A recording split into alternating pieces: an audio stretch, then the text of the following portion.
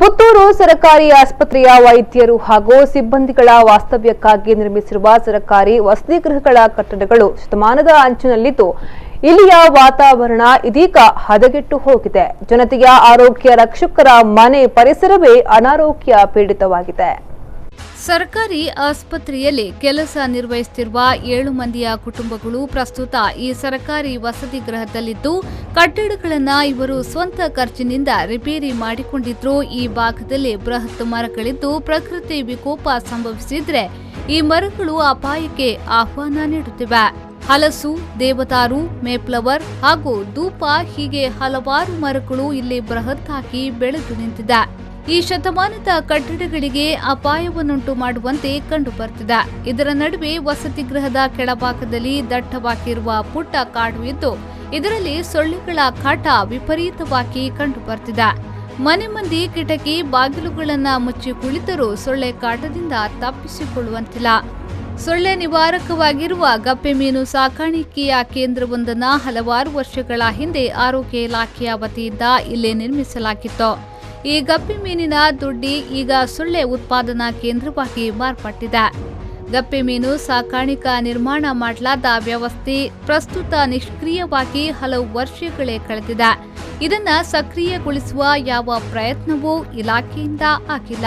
ಜನತೆಯ ಆರೋಗ್ಯವನ್ನ ಕಾಪಾಡಬೇಕಾದ ಸರ್ಕಾರಿ ಆಸ್ಪತ್ರೆಯ ಸಿಬ್ಬಂದಿಗಳು ಆರೋಗ್ಯವನ್ನ ಹಾಳು ಮಾಡುವ ಎಲ್ಲ ವ್ಯವಸ್ಥೆಗಳೂ ಇಲ್ಲಿವೆ. ಪ್ರಸ್ತುತ ಆಸ್ಪತ್ರೆಯಲ್ಲಿ ಸೇವೆ ಸಲ್ಲಿಸುತ್ತಿರುವ 3 ಮಂದಿ ಶುಶ್ರೂಷಕಿಯರು, ಒಬ್ಬರು ಲ್ಯಾಬ್ ಟೆಕ್ನಿಷಿಯನ್, 2 ಕ್ಷಕಿರಣ ತಂತ್ರಜ್ಞರು, ಓರ್ವ ಚಾಲಕರ ಕುಟುಂಬಗಳು ಇಲ್ಲಿ ವಾಸ್ತವ್ಯ ಇದ್ದಾರೆ.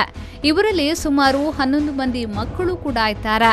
ಇವರೆಲ್ಲ ನೆಮ್ಮದಿಯಿಂದ ಬದುಕುವ ಸ್ಥಿತಿಯ ವಾತಾವರಣ ಇಲ್ಲಿ ಕಂಡು ಬರ್ತಿಲ್ಲ. ಇನ್ನು ಈ ಪುಟ್ಟ ಕಾಡಿನ ಪ್ರದೇಶವಾಗಿರುವ ಈ ವಸತಿ ಗೃಹಗಳ ಪ್ರದೇಶದಲ್ಲಿ ಸದಾಕಾಲ ಹಾವುಗಳ ಕಾಟ ಕೂಡ ಕಂಡು ಬರ್ತಿದೆ. ಹೆಬ್ಬಾವು, ನಾಗರ ಹಾವು ಹಾಗೂ ಇತರ ಹಾವುಗಳು ಇಲ್ಲಿ ಓಡಾಟ ನಡೆಸುತ್ತಿರುವುದರಿಂದ ಈ 6 ಕುಟುಂಬಗಳು ಭಯದಿಂದ ಬದುಕುವಂತಾಗಿದೆ. ಇಲ್ಲಿರುವ ಗಪ್ಪೆ ಮೀನಿನ ದೊಡ್ಡಿ ಹಾಗೂ ಅಕ್ಕಪಕ್ಕದಲ್ಲಿ ಕಸದ ರಾಶಿಯೇ ಬಿದ್ದಿದ್ದು ಸ್ವಚ್ಛತೆ ಭಾರತದ ಕನಸನ್ನ ಅಣಕಿಸುವಂತಿದೆ.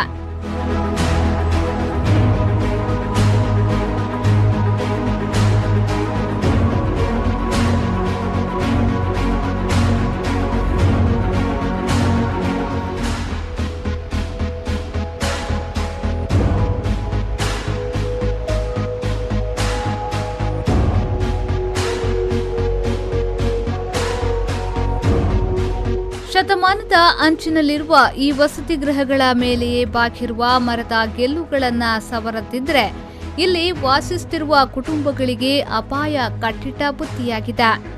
ಇದರೊಂದಿಗೆ ಸೊಳ್ಳೆ ಉತ್ಪಾದನಾ ಕೇಂದ್ರವನ್ನ ನಿವಾರಣೆ ಮಾಡಬೇಕು.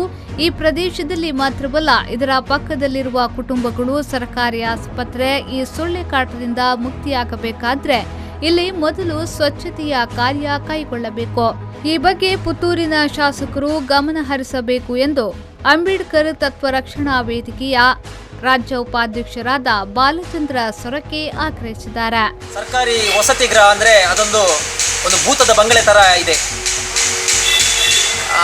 ಒಂದು ಸರ್ಕಾರಿ ಆಸ್ಪತ್ರೆಯ ವೈದ್ಯರುಗಳು ಅಲ್ಲಿ ಒಂದು 7 ಕುಟುಂಬಗಳಲ್ಲಿ ವಾಸವಾಗಿದ್ದಾವೆ. ಆದರೆ ಆ ಕುಟುಂಬಗಳಿಗೆ ಕೂಡ ಈ ರೋಗ ರುಜಿನಗಳು ಬರುವಂಥ ಒಂದು ಸಂಭವವನ್ನು ಅತಿ ಹೆಚ್ಚಿನದಾಗಿದೆ. ಅಲ್ಲಲ್ಲಿ ಕಸದ ರಾಶಿಗಳು, ಕಲುಷಿತ ನೀರುಗಳು, ಬೆಳೆದ ಬೃಹದಾಕಾರದ ಮರಗಳು, ಇದೆಲ್ಲ ಒಂದು ಸಮಸ್ಯೆಯಾಗಿದೆ. ಈ ಕಾಡು ಪ್ರದೇಶದಂತೆ ಇರುವಂಥ ಒಂದು ವಸತಿ ಗೃಹವನ್ನು ಸರ್ಕಾರ ಯಾವುದೇ ರೀತಿಯಲ್ಲಿ ಅಭಿವೃದ್ಧಿ ಮಾಡುವುದಿಲ್ಲ. ಇದರಿಂದ ಅಲ್ಲಿ ವಾಸಿಸುವಂಥ ಕುಟುಂಬಗಳಿಗೆ ಕೂಡ ಡೆಂಗ್ಯೂ ಅಂತ ಮಾರಕ ರೋಗಗಳ ಬರುವಂಥ ಒಂದು ಸಾಧ್ಯತೆ ಇದೆ. ತಲೆ ಹಾಕುವಂತಿಲ್ಲ. ಸರ್ಕಾರ ಕೂಡಲೇ ಅಥವಾ ಸ್ಥಳೀಯ ಜನಪ್ರತಿನಿಧಿಗಳಾಗಲಿ, ನಗರಸಭೆ ಆಗಲಿ, ತಾಲೂಕು ಅಥವಾ ಹೊಸ ಶಾಸಕರು ಈ ಬಗ್ಗೆ ಪ್ರಯತ್ನಪಟ್ಟು ವಸತಿ ಗೃಹವನ್ನು ಪುನಶ್ಚೇತನಗೊಳಿಸಬೇಕಾಗಿದೆ ಈ ಮೂಲಕ ಆಗ್ರಹಪಡಿಸಿದ್ದೇನೆ. ಅನಿಶ್ ಕುಮಾರ್, ವಿ4 ನ್ಯೂಸ್ 24/7 ಪುತ್ತೂರು.